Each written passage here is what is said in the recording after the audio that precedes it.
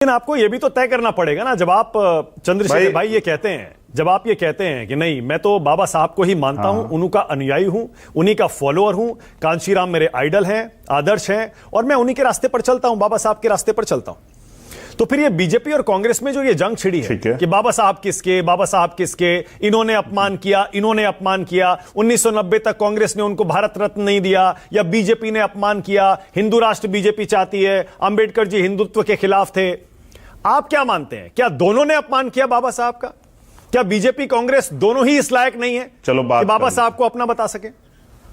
चलो बात कर लेते हैं। चलो बात करते हैं 50 से पहली, बात करते हैं 90 से पहली, बात करते हैं 18वीं शताब्दी की। क्या आज वो बातें तर्क संगत है? क्या फिर अगर वही बातें करनी है तो क्या हम देश को कैसे बदल पाएंगे? अगर सच कहा जाए तो इसमें कोई दो राय नहीं कि कांग्रेस के कार्यकाल में बाबा साहब को बहुत तमाम तरह के अपमान सहने पड़े, उस समय के नेताओं की वजह से थी। और क्योंकि जातिवाद चरम सीमा पर था तो बाबा साहब की सबसे बड़ा अपराध यह था कि बाबा साहब यहाँ जाति व्यवस्था में शेड्यूल कास्ट में पैदा हुए, लेकिन वो शेड्यूल कास्ट के नेता नहीं थे। उन्होंने सबके लिए काम किया देश की। उन्होंने हिंदू कोड बिल पर जब इस्तीफा दिया तो वो महिलाओं के लिए था, महिलाओं को बराबरी का अधिकार देना, पिछड़ों के लिए था। उन्होंने शेड्यूल कास्ट से पहले पिछड़े वर्ग के लोगों के लिए व्यवस्था की। आरबीआई आज है तो उनकी देन है। तो अगर कांग्रेस ये कह रही है, देखिए ऐसा महापुरुष किसी जाति के नहीं होते, महापुरुष सबके होते हैं। तो अच्छा, अगर बीजेपी की बात करें तो आरएसएस के लोगों ने उनकी शव यात्रा निकाली, आरएसएस के लोगों ने संविधान को कभी, उनके जीते जी निकाली शव यात्रा, संविधान को कभी स्वीकार नहीं किया और तमाम तरह के जो है परेशानी का सामना उनको करना पड़ा। बहुत सारे लोग तर्क दे रहे हैं कि उन्होंने कांग्रेस के लोगों ने उनको चुनाव जीतने नहीं दिया, तो बहुत सारे तर्क है। लेकिन मैं आज पे बात करना चाहता हूं। आज बाबा साहब फैशन नहीं ब्रांड है। सुना मानक भाई? ब्रांड। जिनको जाति की वजह से नकारा गया, जिनके रास्ते बंद किए गए, आज उनको माथे पे लगाना पड़ रहा है, आज उनकी जय जयकार करनी पड़ रही है। जिस नारे के नाम पे जब मान्यवर कांशीराम साहब ये नारा लेके चले थे, लाठियों से पिटाई होती थी, सामंती झंडा छीन लेते थे, मारपीट करते थे, खाल उतार लेते थे, आज उस नारे को पार्लियामेंट में विपक्ष और सत्ता पक्ष के लोग लगाते हैं तो बड़ा गौरव महसूस होता है हमें। मुझसे आज किसने कहा आप नहीं लगा रहे नारा, तो मैंने कहा आज ये पड़ोसी साथी लगा रहे हैं जय भीम का नारा। आज तो प्राइम मिनिस्टर भी लगाते हैं, होम मिनिस्टर भी लगाते हैं, हम तो लगाते ही आ रहे हैं। हम तो वो हैं जिसने पार्लियामेंट में शपथ ली तो जय भीम के नारे से ली।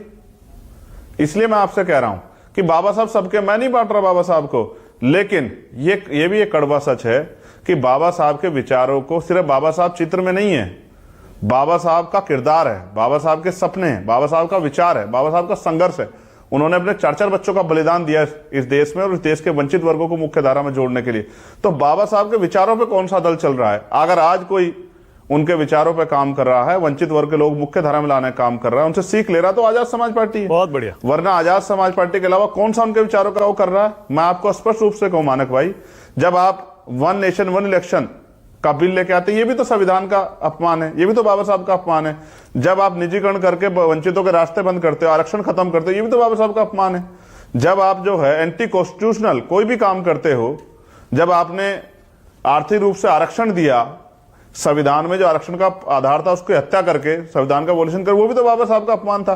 तो बाबा साहब का अपमान जो है ना सिलेक्टिव नहीं होना चाहिए कि किसने मुंह से बोल दिया या किसने तस्वीर गिरा दी। सच ही है कि बाबा साहब के विचारों का सम्मान ही बाबा साहब का सम्मान है और बाबा साहब के विचारों का अपमान ही, संविधान का अपमान ही बाबा साहब का अपमान है। और वो तो हम होने नहीं दे सकते। उसके लिए ना हमें भाजपा की जरूरत ना कांग्रेस की जरूरत है। मैं आपको स्पष्ट रूप से कहूं, आप जानते हैं, आपने मेरे संघर्ष को देखा है, अगर किसी गांव में कोई बाबा साहब की मूर्ति को छू देता है तो पूरा वंचित वर्ग एकजुट हो जाता है। और परभनी में जो हुआ आपने देखा, और उससे पहले भी, और आपको याद है हमारे यहां तो घड़कोली में बाबा साहब की स्टैचू पे कालस लगा दी गई थी, इतना बड़ा बवाल हुआ था। हम बाबा साहब के अनुयायी, भक्त नहीं है। शायद मोक्ष के द्वार हमारे लिए और कहीं से ना खुले, लेकिन बाबा साहब ने हमें इंसान की जिंदगी दी है। आज अगर मेंबर ऑफ पार्लियामेंट हूं, या फिर मैं कह रहा हूं आज महिला डॉक्टर, इंजीनियर, IAS, IPS, वकील, जज बनी है, प्राइम मिनिस्टर, मुख्यमंत्री बनी है, तो बाबा साहब अम्बेडकर के संविधान की देन की वजह से बनी। उसी पे चर्चा हो रही थी 2 दिन पहले, बड़े कसीदे पड़े गए दोनों तरफ से। लेकिन आज क्या हुआ? तो मैं ये कहूंगा कि देखो, किसी भी तरह की हिंसा का मैं समर्थन नहीं करता, क्योंकि मैं वकील भी हूं। मैं स्पष्ट रूप से कहना चाहता हूं कि बाबा साहब के विचारों पे चलिए, वही बाबा साहब का सम्मान है। देश देख रहा है, संविधान पार्लियामेंट में सदन नहीं चल रहा है, देश देख रहा है। और ये ताकत देखिए बाबा साहब की मानक भाई, कि प्राइम मिनिस्टर को 6 ट्वीट करने पड़े और होम मिनिस्टर ने आके अपनी बात रखी कि भाई मेरा ये मकसद नहीं था, मेरा ये मतलब नहीं था, मेरी बात को तोड़ मोड़ के पेश किया, ये रखना पड़ा। ये है बाबा साहब।